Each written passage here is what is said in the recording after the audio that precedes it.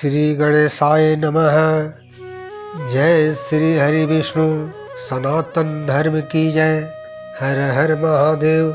श्रोता बंधु, देवराज इंद्र के अहंकार तथा महर्षि लोमस के दिव्य ज्ञान की कथा लेकर आया हूँ।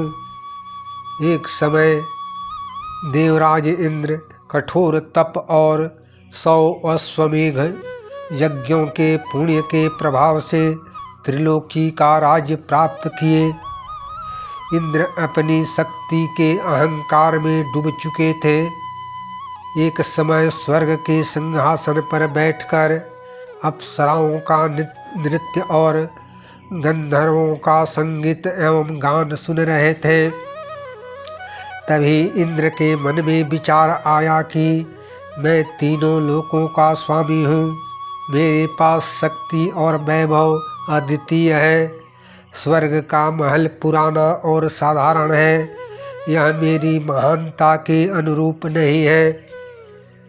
मेरे लिए एक नया और भव्य महल होना चाहिए जिसकी कोई कल्पना भी न कर सके। अहंकार के वशीभूत इंद्र ने देवताओं के शिल्पी विश्वकर्मा को अपने महल में बुलाया। इंद्र ने आदेश देते हुए कहा, शिल्पी राज विश्वकर्मा जी, एक ऐसे महल का निर्माण करो जो पूरे ब्रह्मांड में अनुपम हो, जिसकी चमक से सूर्य भी शर्मा जाए। विश्वकर्मा जी ने इंद्र की आज्ञा मानकर अपनी पूरी कला और दिव्य शक्तियों को उस महल के निर्माण में झोंक दिया। लेकिन इंद्र का अहंकार शांत होने का नाम ही नहीं ले रहा था। इंद्र हर दिन निर्माण स्थल पर आकर कुछ न कुछ कमियां निकाल देते थे। निर्माण में विश्वकर्मा जी अपनी पूरी कला का प्रयोग कर रहे थे, लेकिन इंद्र की तृष्णा और अभिमान का कोई अंत नहीं था। उसी दौरान तीनों लोक का भ्रमण करने वाले देवर्षि नारद नारायण का गान करते हुए स्वर्ग लोक पधारे। देवर्षि नारद ने नए महल का निर्माण कार्य देखा और इंद्र के चेहरे पर झलकते हुए अहंकार को भी पढ़ लिया। नारद जी के मन में करुणा जागी। उन्होंने सोचा, यह देवराज कितने भ्रम में है। इन्हें लगता है कि यह महल और सत्ता हमेशा इनके साथ रहेगी। यह भूल गए हैं कि यह पद केवल पुण्यों का फल है जो एक दिन समाप्त हो जाएगा। इन्हें रास्ते पर लाना ही होगा, अन्यथा यह अहंकार इंद्र के पतन का कारण होगा। देवर्षि नारद की जय। श्रोता बंधु, मैं पंडित गोपाल जी तिवारी सत्य सनातन ज्ञान संगम चैनल से भगवान शिव के चरणों में नमन करते हुए चैनल पर समस्त श्रोता बंधुओं का स्वागत करता हूँ। हमारा प्रयास पौराणिक कथाओं को जन जन तक पहुँचाना है। सनातन धर्म की जय।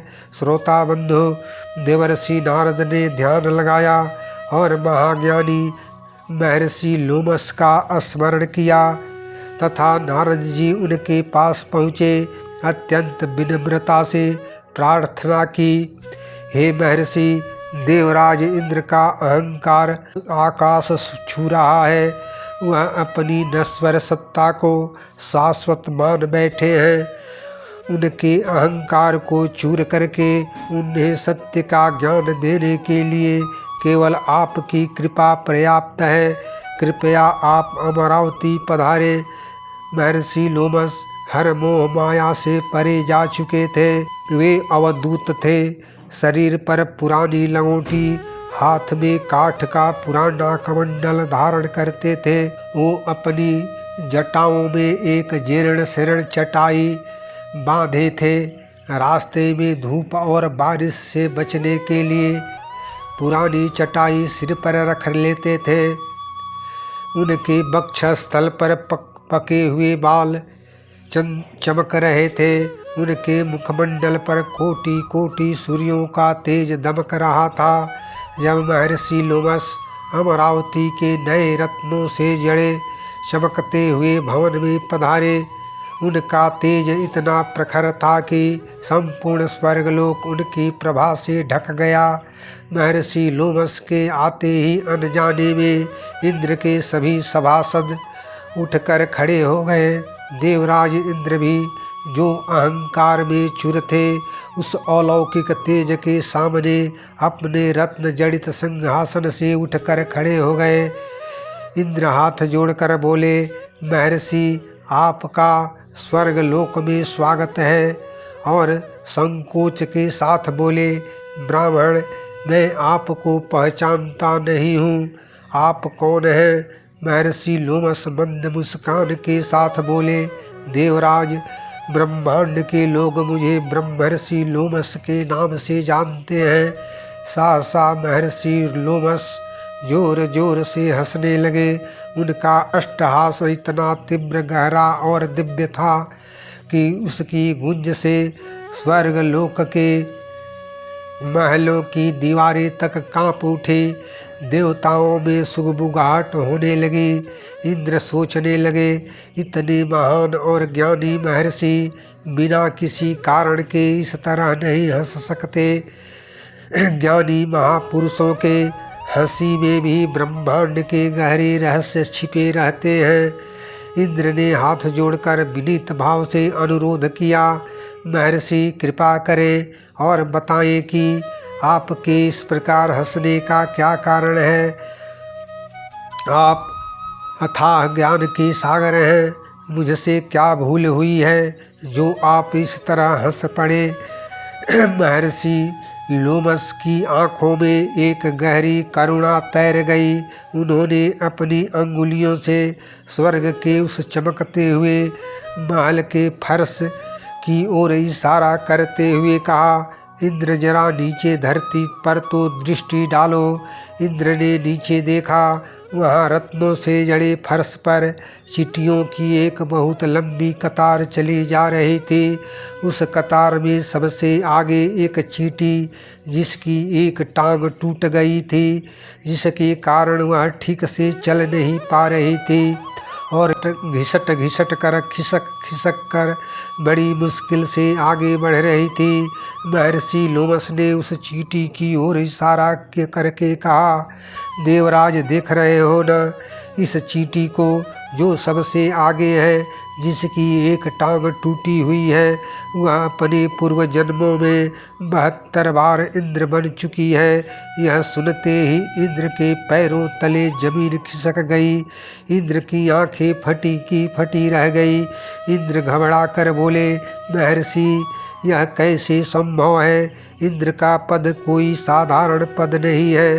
पूरी पृथ्वी पर दिग्विजय प्राप्त करके बिना बाधा के 100 अश्वमेध यज्ञ पूर्ण करने वाले प्रतापी राजा को ही इंद्र पद प्राप्त होता है। फिर यह क्षुद्र चींटी 72 बार इंद्र कैसे बन सकती है? महर्षि लोमस शांत भाव से बोले, वत्स, यह संसार एक चक्र है जो अनवरत घूम रहा है। कर्मों की गति बड़ी गहन है। यह चींटी जो आज फर्श पर घिसट रही है, इसने कभी पृथ्वी पर जन्म लिया, कठोर तप किया, सैकड़ों यज्ञ किए और पुण्यों का पहाड़ खड़ा किया। उन पुण्यों के फलस्वरूप इसे इंद्र का भव्य सिंहासन मिला। लेकिन देवराज इंद्र, पुण्य कोई अक्षय संपत्ति नहीं है।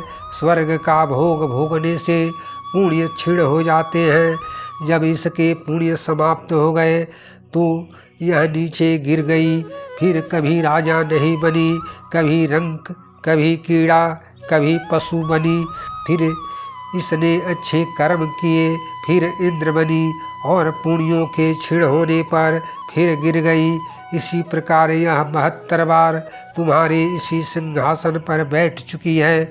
72 बार इसने ऐश्वर्य भोगा और आज यह कर्मों के फांस में फंसकर एक लंगटी चींटी बनकर इस फर्श पर खिसक रही है। देवराज इंद्र, जिस पद, सत्ता और ऐश्वर्य पर आज तुम इतना अभिमान कर रहे हो, जिसके लिए तुम नया महल बना रहे हो, वह कितना नश्वर है। ऐसी कल्पना भी तुमने कभी की है? श्रोता बंधु, अब इंद्र का सारा अहंकार पानी पानी हो चुका था। इंद्र को अब अपना रत्नों का महल मिट्टी का ढेर लगने लगा। इंद्र के भीतर जिज्ञासा और वैराग्य जन्म ले चुका था। इंद्र ने महर्षि लोमस से प्रश्न किया, मेरे मन में जिज्ञासा है, आपने यह पुरानी टूटी फूटी चटाई क्यों ले रखी है? महर्षि लोमस ने कहा, इंद्र, हमारी आयु बहुत छोटी है। छोटी सी जिंदगी के लिए झोपड़ी बनाना, कुटिया को छाना और अस्थाई घर बनाने में मुझे समय नष्ट करना व्यर्थ लगता है। धूप और बारिश से बचने के लिए सिर पर छाया होना चाहिए। मैंने इसे जटाओं पर बांध रखा है।